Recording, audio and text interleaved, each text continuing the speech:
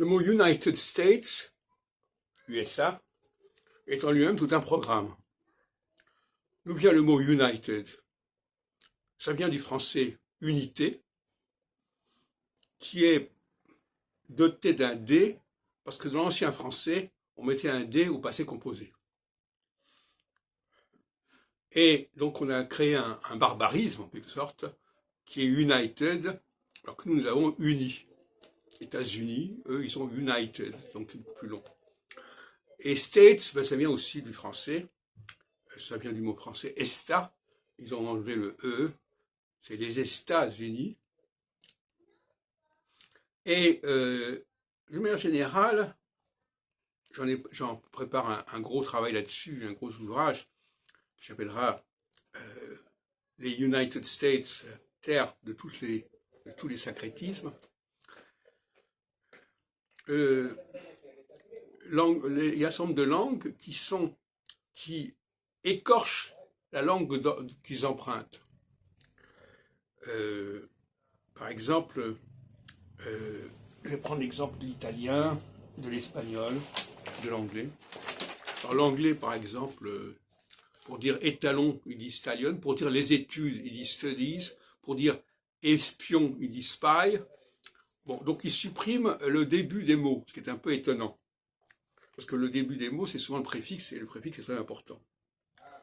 Et, par exemple, esclave, ils disent slave.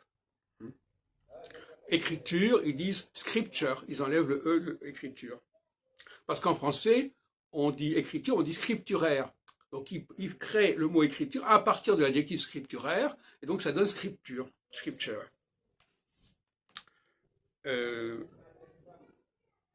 Alors, pour l'espagnol, c'est intéressant aussi, parce qu'il y a toute une série de mots qui commencent en double L, comme Yamar, Yahvé, Yeno, où il manque le P. Yeno, c'est plein. Yamar, c'est clamer. Yover, c'est pleuvoir. Yorar, c'est pleurer.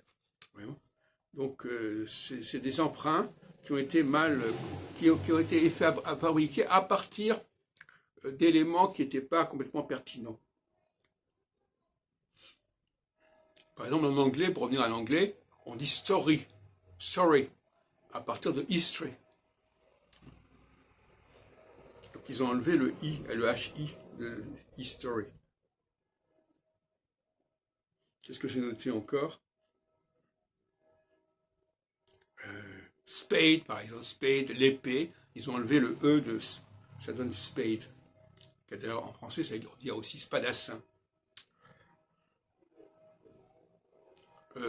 School, ça vient pas de école, ça vient de scolaire, c'est-à-dire d'un dérivé, pour lequel ils ont reconstruit à leur façon le mot de départ. De même que study, ça vient de studieux, et ils ont construit à partir de studieux, ils ont construit studies, qui veut dire les études.